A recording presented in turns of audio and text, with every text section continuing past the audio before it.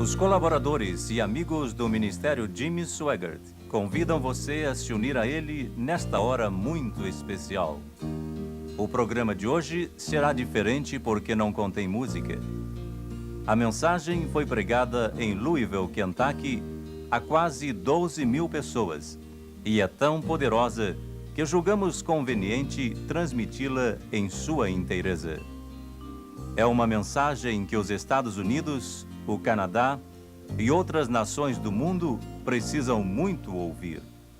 De Freedom Hall, em Louisville, Kentucky, a mensagem intitulada Na Noite em que Belsazar Morreu. Os que trouxeram sua Bíblia, abram comigo no livro de Daniel. Vou ler no capítulo 5. Começando com o versículo 1. Daniel, capítulo 5, a partir do versículo 1. O rei Belsazar deu um grande banquete a 1000 dos seus grandes e bebeu vinho na presença dos 1000. Havendo Belsazar provado o vinho, mandou trazer os vasos de ouro e de prata que Nabucodonosor, seu pai, tinha tirado do templo que estava em Jerusalém, para que bebessem com eles o rei e seus grandes e suas mulheres e concubinas. Então trouxeram os vasos de ouro que foram tirados do templo da casa de Deus que estava em Jerusalém, e beberam neles o rei, os seus grandes e suas mulheres e concubinas. Beberam o vinho e deram louvores aos deuses de ouro, de prata, de cobre, de ferro, de madeira e de pedra. Na mesma hora apareceram uns dedos de mão de homem e escreviam defronte do castiçal na estucada parede do palácio real. E o rei via a parte da mão que estava escrevendo.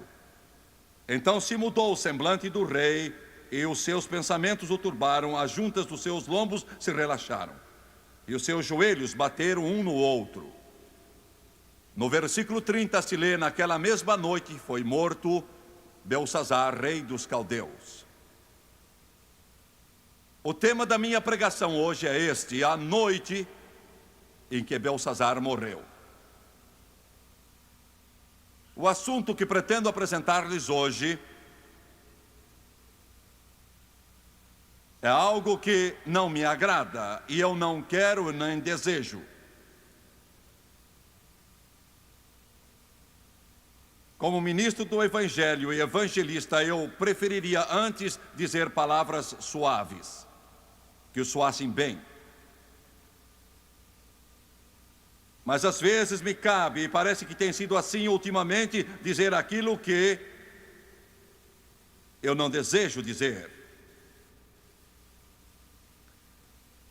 Eu tenho me angustiado, tenho buscado a Deus muito. Tenho sentido o peso esmagador e o fardo daquilo que devo dizer, que é bastante difícil de eu carregar. Com todo respeito a todos os países para onde este programa vai, eu tenho de dizer que amo os Estados Unidos da América. Eu creio que isso que Deus nos deu é ordenado por Deus, dado e dirigido por Ele. O país vai sobreviver.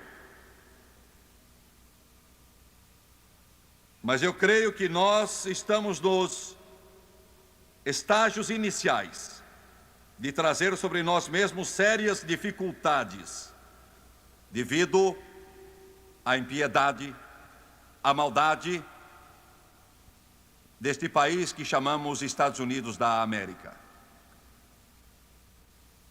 Existe uma impressionante semelhança entre a Babilônia e este país.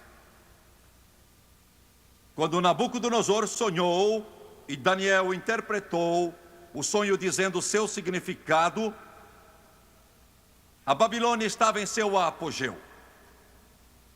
Alcançara a majestade, poder e esplendor. E uma grandiosidade como nenhuma nação alcançara até então. Os Estados Unidos, de igual modo, alcançaram poder, e influência tal como nenhum outro país na face da terra já experimentou. Temos tido riquezas, por vezes tão grandes que sentimos que os grandes programas da sociedade, nossas atividades, nossos planos, nossa tecnologia, nos têm levado ao ponto de pensar que podemos fazer de cada indivíduo um pequeno rei.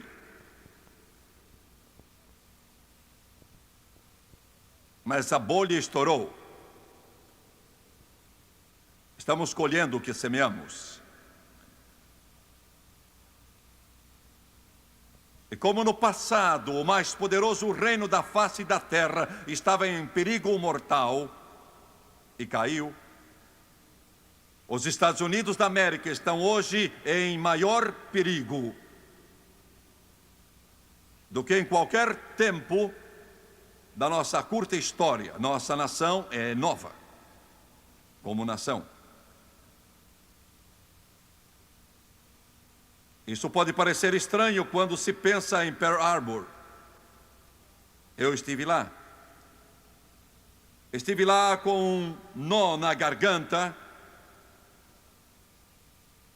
ao lembrar que 1.100 corpos estavam no casco do navio Arizona, bem lá embaixo. Vi também as milhares de cruzes próximas do Canal da Mancha, na Normandia. O preço em sangue pago pelos americanos para derrubar Hitler do seu trono ensanguentado. Um preço amargo. Mas eu sinto em meu espírito, mesmo ao recordarmos Gettysburg, ao recordarmos Guadalcanal, ao recordarmos Pearl Harbor, que esta é a hora mais perigosa que os Estados Unidos da América já enfrentaram. Creio que só uma coisa nos pode salvar. Só uma coisa. Não é nossa moeda porque ela está abalada. Não é o nosso produto nacional porque ele está muito enfraquecido. Não é nosso conhecimento tecnológico, não é nosso progresso científico, nossas instituições educativas, por maiores que elas sejam. Se esta nação não tiver um despertamento espiritual, um avivamento que comece nas igrejas, sejam batistas, católicas, metodistas, presbiterianas, pentecostais, luteranas ou outras, esta nação irá atravessar dias ainda piores. No versículo 1 do capítulo 5 do livro de Daniel, a Bíblia diz que quando a nação, o império da Babilônia, experimentava um perigo sem igual, Belsazar era o segundo governador do reino depois do pai Nabonido. Nabonido enfrentou Ciro, o Medo, em campo aberto de batalha e foi derrotado.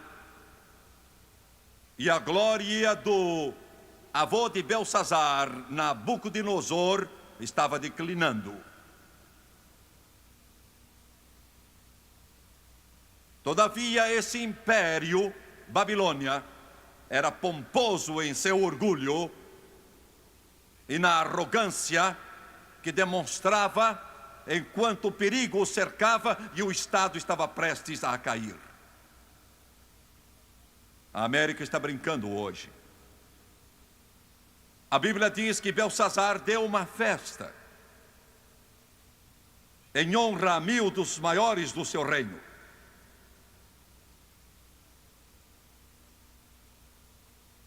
Nos Estados Unidos da América, nesta hora, o maior e mais rendoso negócio é o negócio da diversão. É o negócio do lazer. Um negociante amigo meu, há pouco tempo, tinha ganho muito dinheiro e então lhe perguntaram como vai investi-lo e ele disse: vou construir um parque de diversões porque é o que vai me dar maior rendimento. Eu vou construir, ele disse, o maior clube noturno para esta parte do mundo. Neste momento parece que a loucura dos Estados Unidos é o obsceno, o devasso, os chapéus e as botas do Texas e as tavernas que antes eram consideradas como algo que se tinha vergonha, mas agora é o fino, é o procurado, está nas grandes redes de televisão, é a grande novidade. Coisa estranha. Um dos meus primos começou o rock and roll, ele e Elvis Presley. E um outro começou o louco honky tonk do Texas. Parece que a nossa família faz sempre algo que chama a atenção, desde que me entendo por gente.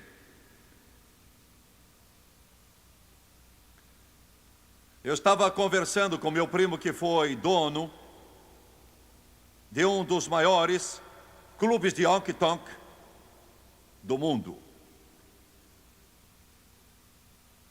Ele olhou para mim e riu e disse: eu não entendo porque o povo vem aos milhares. Eles de fato têm surgido em nosso país aos milhares. Ele disse: eu não entendo isso. É sujo, é imundo, não tem nada que revele qualidade, é podre, é um esgoto, mas eles vêm, eles vêm, eles vêm. Por quê? Por quê?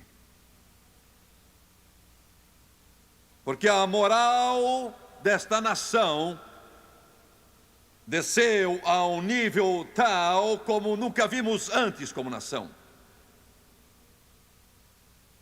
Desceu até ao ponto, eu sei que estou apresentando uma nota negativa, mas eu só digo aquilo que eu creio que Deus me deu. Não se cura um doente colocando um esparadrapo no seu câncer para escondê-lo. Dizem que aqui nos Estados Unidos, em cada 63 segundos que se passam, podemos dizer cada minuto, um adolescente, uma criança tenta o suicídio. E eu quero que você pense nisso que estou dizendo, eu quero que você me ouça. Cada minuto, cada 24 horas, 7 dias na semana, um adolescente nesta terra de bravos e lardos livres, ou uma criança, 12, 11, 10, 9, 8, tenta o suicídio.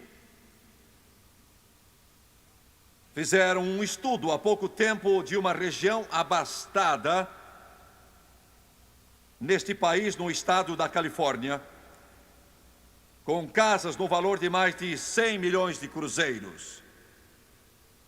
Eles tinham tido tantos adolescentes que se suicidaram, que se tornou algo assustador, como se um espírito tivesse dominado essa região afluente. As câmeras focalizavam um bom número de jovens. A pergunta foi feita: por quê? Por que estão fazendo isso? Eles mostraram os filmes dos lares onde moram, que podemos considerar verdadeiras mansões. Cada um deles tinha 1 a 3 automóveis, o bolso cheio de dinheiro, qualquer coisa que quisessem. Por que fazem isso? Perguntavam adolescentes da região. Por quê? Qualquer pessoa que tem isso, que tem tudo o que deseja. Entretanto, tem havido tantos adolescentes que têm tirado a sua própria vida, jogando-se de um prédio, estourando os miolos ou tomando drogas. Que assustador. Os adolescentes com sabedoria além da idade olharam para o repórter e disseram, quase que no mesmo diapasão: não há futuro. Não há nada que vale a pena. E este é o problema deste país, não restam mais valores. Porque nós pais temos dado aos filhos a ideia de que o dinheiro compra tudo. Você compra um carro, você compra roupas, você compra uma grande casa, ganha estabilidade na vida, faz isso e aquilo outro. Este é o sonho americano. Este não é o sonho americano. Então eles observam o padrão duplo, a hipocrisia. A mãe e o pai que dizem não fume erva, e eles estão quase sempre num estado de semi-embriaguez.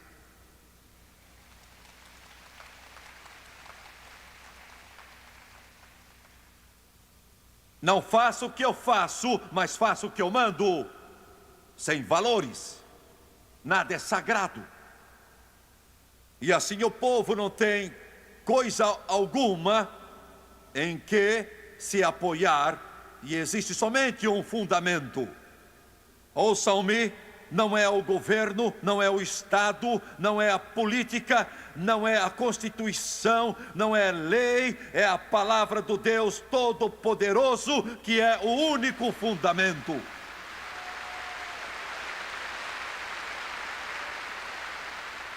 E quando não há fundamento, não há valores. Uma das razões pela qual as drogas se tornam tão horríveis, que comunidades inteiras e cidades e vilas neste país têm as drogas como indústria principal. Em algumas cidades da Flórida e da Califórnia, o pouco que os representantes da lei apanham é minúsculo, é pequeno, é insignificante.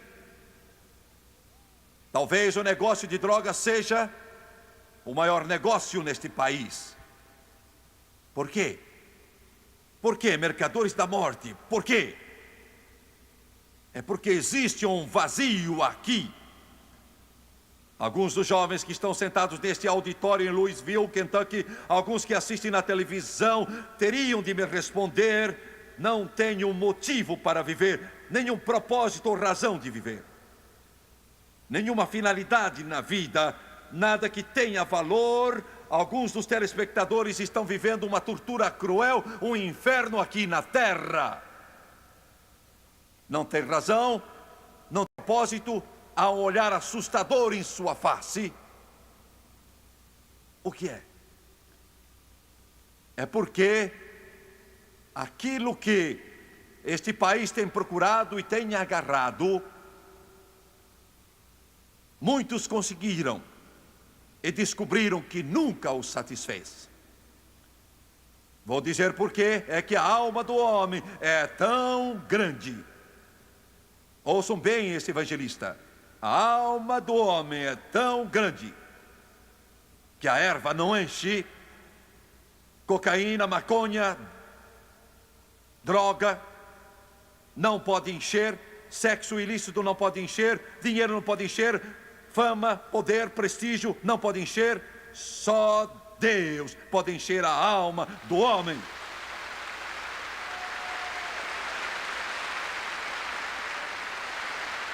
Mas a América está brincando.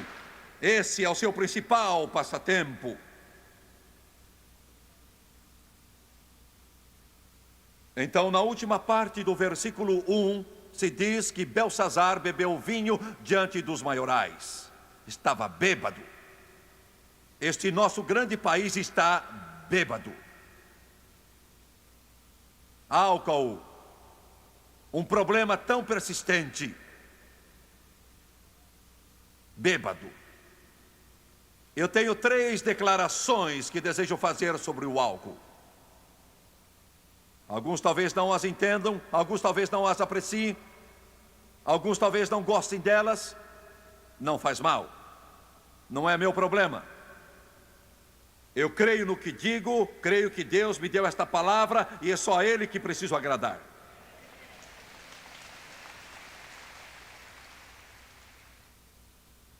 Falo agora a vocês que não conhecem a Deus. Alguns assentados na sala de estar, alguns sentados no gabinete, alguns sentados no quarto de hotel agora. São bêbados. Estão dominados pela bebida. Sei que isso se chama alcoolismo, é chamado de doença, mas está bêbado. Está tonto. Está magoado. Sua vida é um amontoado de frustração e confusão e desapontamento, e você não pode continuar a vida sem a sua bebida. E você se afunda mais e mais. A esposa não aguenta esperar a saída do marido para apanhar a garrafa que está bem escondida. As jovens, crianças que não podem parar de beber. Milhões que não podem enfrentar um novo dia sem a bebida. 1 em cada 10 carros que você encontra nas estradas americanas é dirigido por uma pessoa alcoolizada. Pense um pouco no que digo.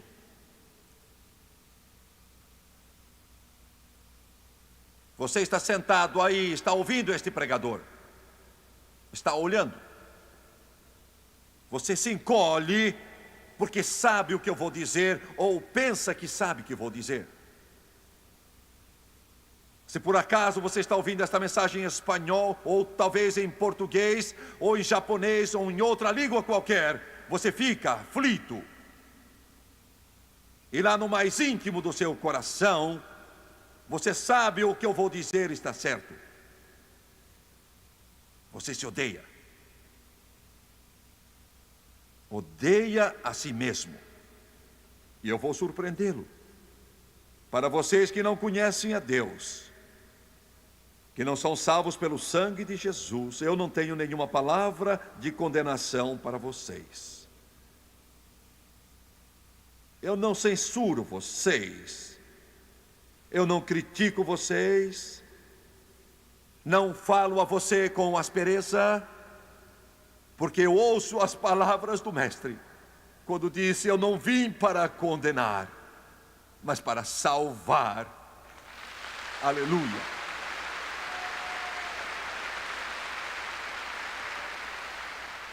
Alguns dos meus amigos crentes podem não gostar disso. Talvez digam, seja duro com eles, mas não sou, porque eles já têm problemas suficientes.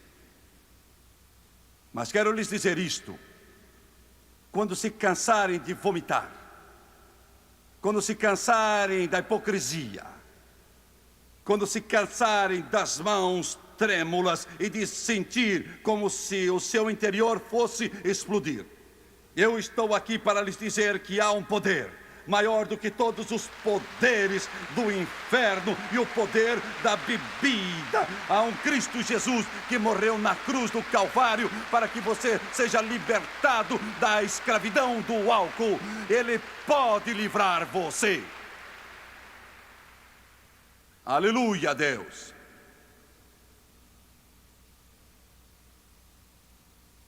Minha segunda palavra é aos crentes. Eu amo vocês, e porque eu os amo, vou dizer-lhes a verdade.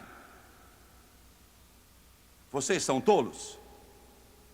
Se pensam que podem envolver-se na bebida social e manter seu testemunho para Jesus Cristo.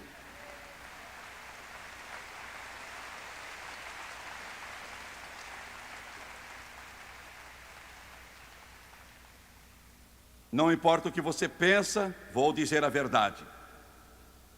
O álcool tem arruinado mais lares, cavado mais túmulos, destruído mais corpos, infelicitado mais filhos, desfeito mais sonhos, ferido mais corações, arruinado mais nações.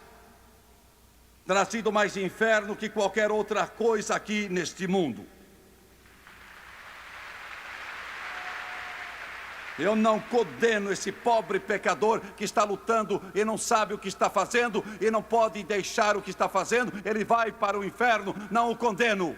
Simplesmente lhe digo, há um Cristo que pode libertar você. Mas vocês que são crentes, que professam o nome de Jesus Cristo, que sustentam o seu nome e as palavras deste livro, minha Bíblia diz que os bêbados não herdarão o reino de Deus, e você deve envergonhar-se por permitir que o seu testemunho se enfraqueça e seja arrastado para o pó e lama por aquilo que é a maior personificação do inferno que Satanás já inventou. Você diz, você é duro, pregador. Eu vou procurar uma igreja que me deixe beber.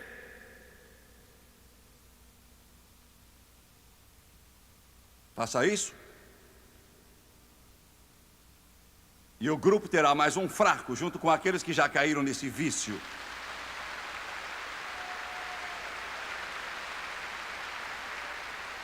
Eu sei que esta é a era dos crentes do trago.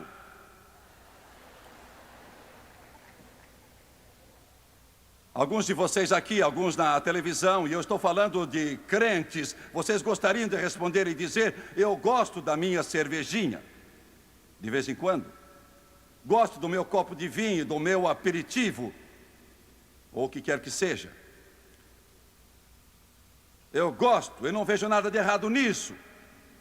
Você está mentindo e sabe disso.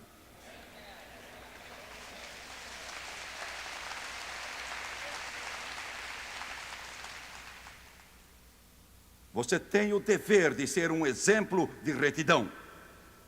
Você tem o dever de exaltar o maior nome que a humanidade jamais conheceu, Jesus Cristo.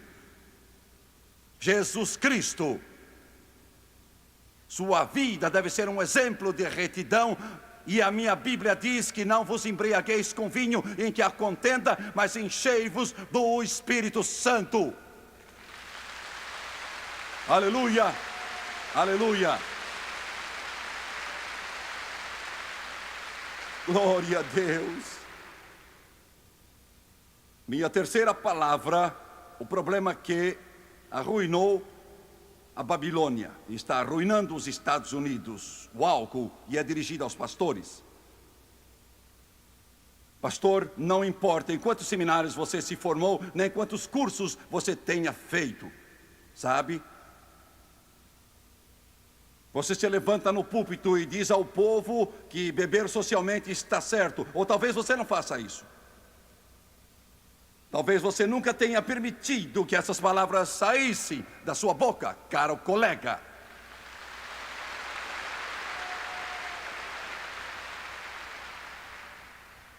Mas você diz, tenho coisas melhores do que estas para pregar.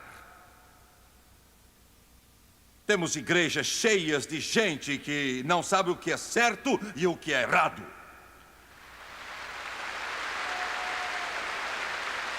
Por quê? Porque muitos pastores não têm espinha dorsal.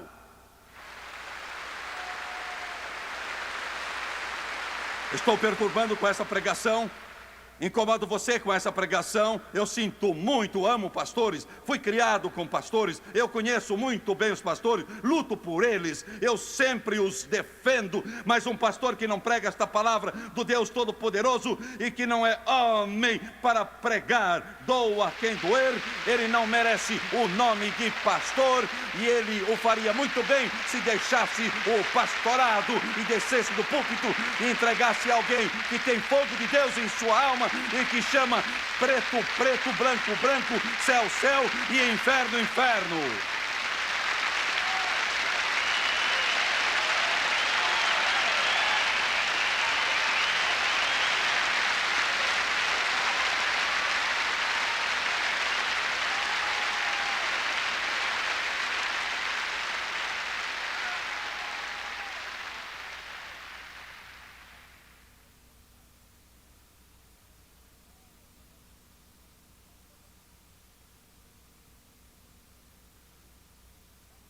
lobos com pele de ovelha, cegos guiando outros cegos, e ambos caem na cova. Tendo aparência de piedade, mas negando o poder de Deus, ele disse: afastem-se deles, saia do meio deles. E eu lhe digo, América, saia do seu meio, saia do meio dessas igrejas que estão mortas e secas. Procure uma em que o poder de Deus é real e que os pastores pregam o evangelho puro, onde pecadores são salvos, onde os crentes louvam a Jesus e têm amor por Ele e estão ganhando almas, onde eles acreditam naquele velho livro da capa preta. Estão me ouvindo, crentes? Por que é que eu prego isso? Prego assim porque eu amo vocês. Um médico que olha para o rosto do paciente e sabe que ele está morrendo de câncer e bate no ombro e diz: tudo vai indo bem, ele devia abandonar a sua profissão. Eu sou vigia da sua alma. Meu Deus! Estes pastores, muitos deles choram, soluçam, clamam. O fardo que levam pode parecer fascinante. Você pode pensar que a câmera de televisão é deslumbrante e é tudo muito sofisticado. Você não sabe. Você não sabe a carga. Você não sabe as horas de agonia, não sabe das lágrimas quentes. Você não sabe. As igrejas desses pastores foram construídas com lágrimas.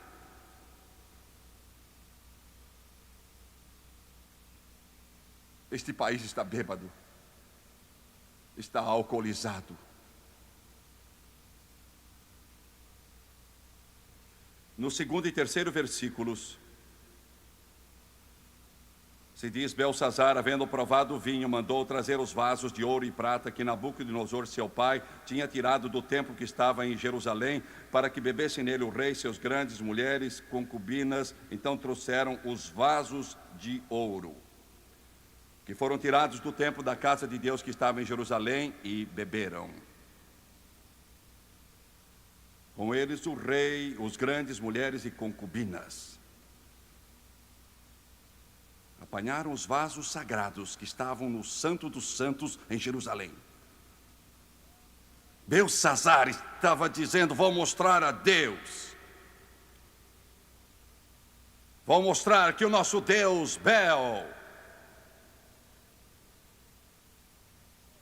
ele tinha uma torre de 120 metros de altura lá na Babilônia. Naquela torre estavam todos os deuses das nações do mundo que eles tinham conquistado. E nessa torre do Deus Bel estavam os vasos santos que vieram do Santo dos Santos em Jerusalém.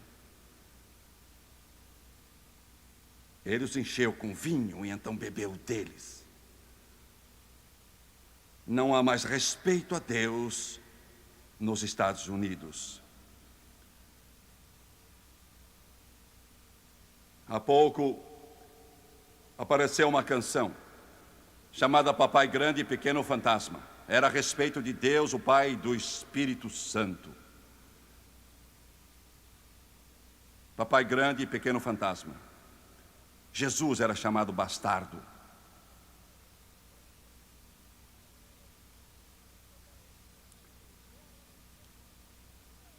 Eu observo programas recreativos de todo o país, programas musicais, com jovens em seus trajes sumários, gingando o corpo enquanto a música toca, e estão cantando música cristã. Blasfêmia. Como Belsazar blasfemou contra Deus. Os Estados Unidos da América estão blasfemando de Deus. Agora ouçam-me. Eu creio de todo o coração que uma das razões pelas quais essa recessão econômica veio, e enquanto eu trago a mensagem aqui em Louisville, Kentucky, o índice de desemprego chega a 9% e alguns economistas dizem que vai além de 10%. O mais alto desde a depressão dos anos 30. A causa pode ser irresponsabilidade econômica, podem ser erros da política do passado, e isso bem pode ser uma das razões. Mas eu creio de todo o meu coração que este pequeno problema que enfrentamos, que é grande para muitos, é porque esta nação, que conhece as bênçãos de Deus como nenhuma outra, e Deus é nossa esperança, tem blasfemado o nome de Deus. A não ser que tenhamos um despertamento, isso vai ficar pior.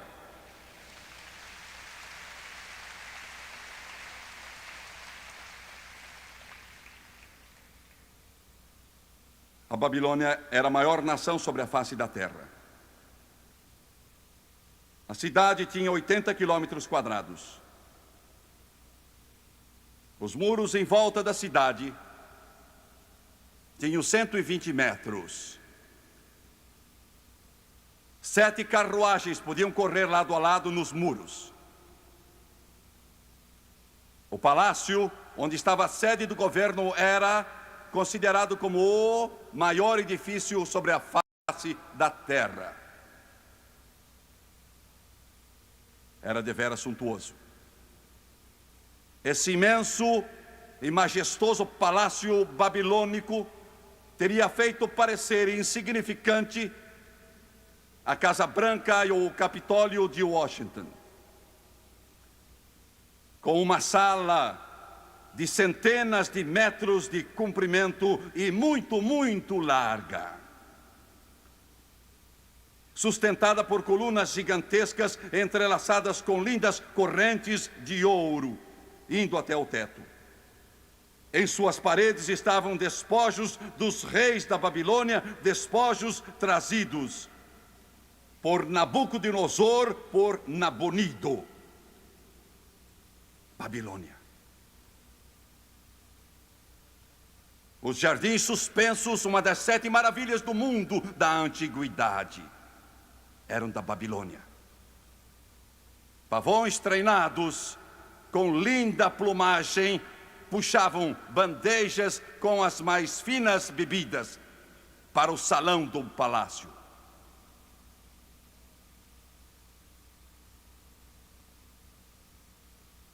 Naquela noite, os exércitos dos medos e persas, que tinham derrotado Nabonido, chegaram às portas da Babilônia. Belsazar estava bêbado. Ele desdenhou do mundo, tinha mantimento suficiente para 5 anos. Ninguém poderia derrotá-lo.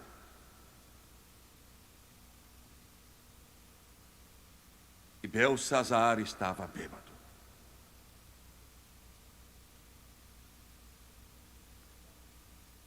Enquanto o vinho corria e os vasos sagrados eram erguidos em honra ao deus Bel, e eles adoravam os deuses de ouro, de prata, madeira e pedra. Na parede,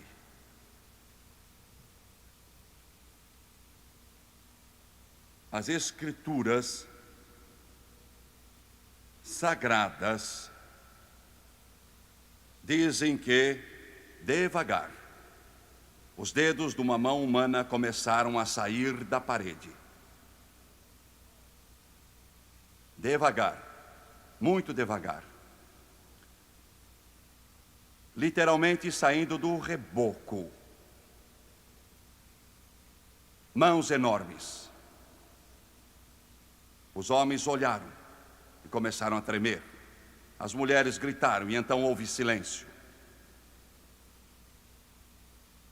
Porque a mão que tinha escrito os 10 mandamentos nas tábuas de pedra de Moisés escreveu na parede nessa noite: Mene, Mene, Tekel, Ufarsim. Contou Deus o teu reino e o acabou. Foi dividido. tu foste pesado na balança e achado em falta. A Bíblia diz que nessa noite, Belsazar, o rei dos caldeus, morreu. Seus joelhos, antes dele morrer, bateram um no outro.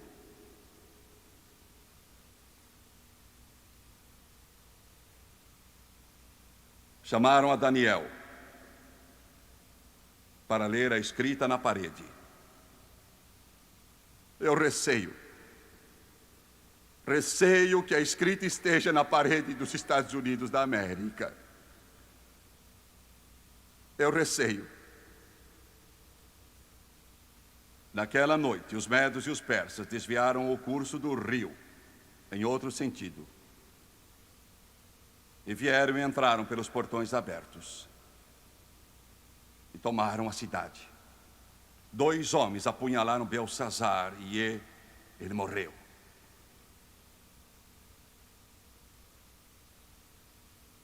Deus chama com misericórdia. Ele pode chamar com juízo. Queiram curvar a cabeça assim?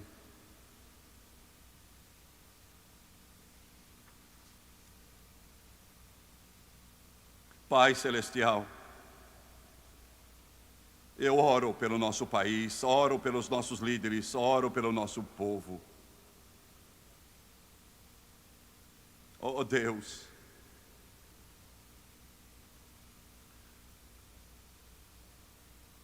Tu és um Deus de justiça e santidade e pureza.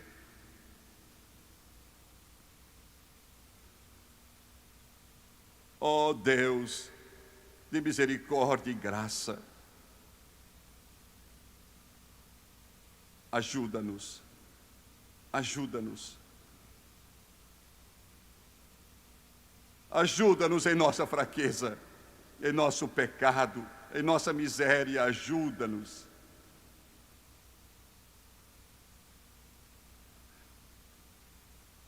Traze um avivamento a este país.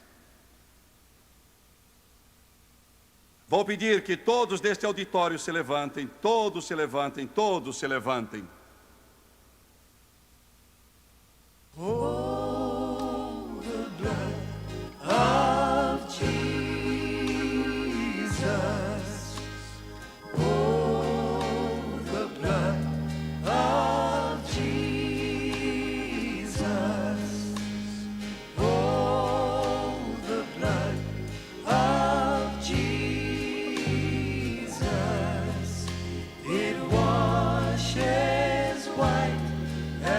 Sing it again, please. Sing it again.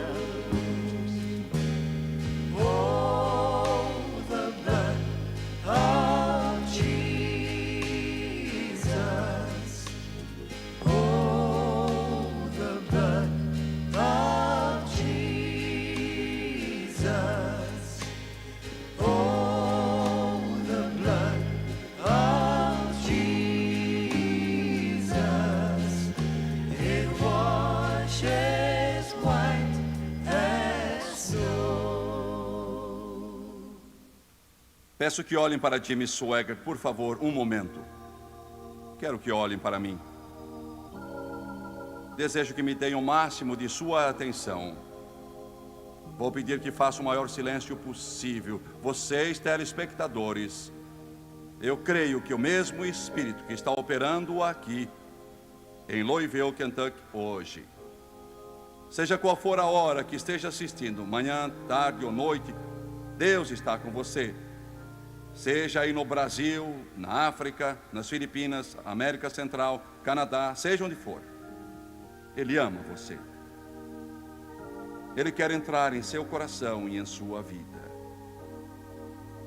E Ele fará isso agora mesmo, se você abrir o seu coração a Ele. Agora vou dizer uma coisa, e ouça com atenção, porque são as palavras mais importantes que você já ouviu. Deus quer lhe dar um novo começo, apagar completamente todo o seu passado, Ele disse: eu não me lembrarei dos seus pecados, nunca, jamais. Ainda que sejam como o carmesim, se tornarão como a branca lã. Eu os lavarei com meu precioso sangue.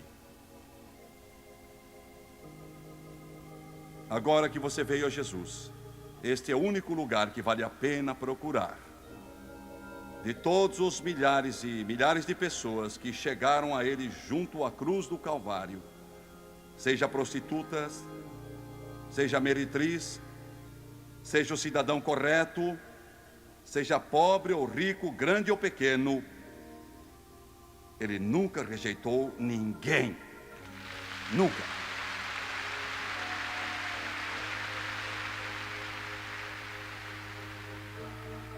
E Jesus nunca rejeitou ninguém.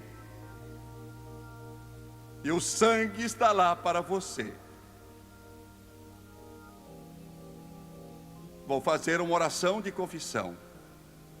Vou fazê-la exatamente como o Espírito Santo me disse que faça. Porque ser salvo é diferente de qualquer outra coisa. Você realmente não faz muito, somente confia no que Ele fez. E crê nele como Senhor e Salvador pessoal. Quero que você repita esta oração comigo e quero que você creia nela em seu coração, cada palavra. Você, telespectador, ore aí mesmo, na sua sala de visita, no quarto, sala de estar, no hotel, ore comigo. Ele está aí e entrará em sua vida também. Estou falando de um amigo mais chegado que um irmão. Estou falando de alguém que irá fazer você um marido novo, uma esposa nova, um filho novo, uma filha nova.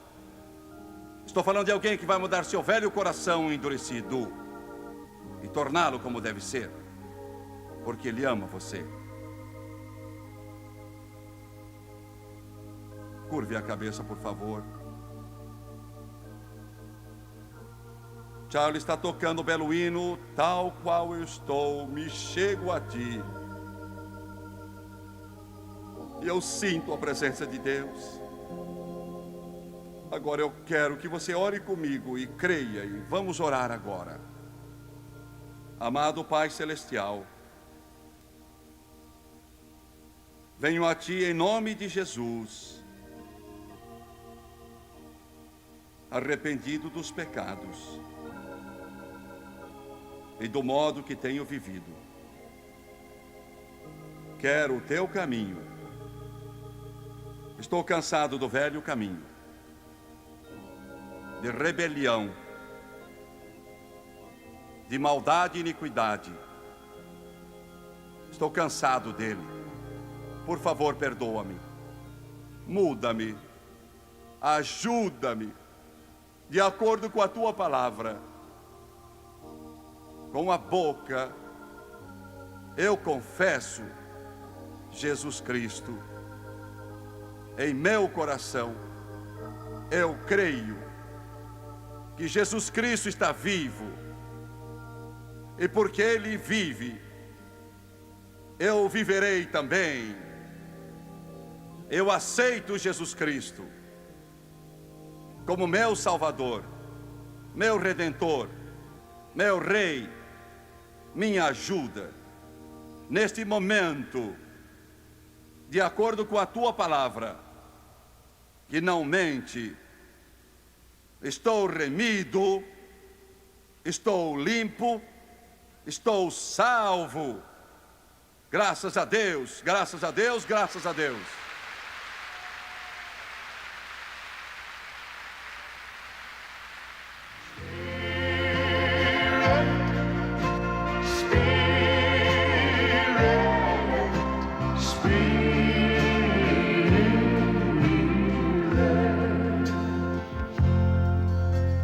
Let your living water flow over my soul. Let your Holy Spirit come and take control.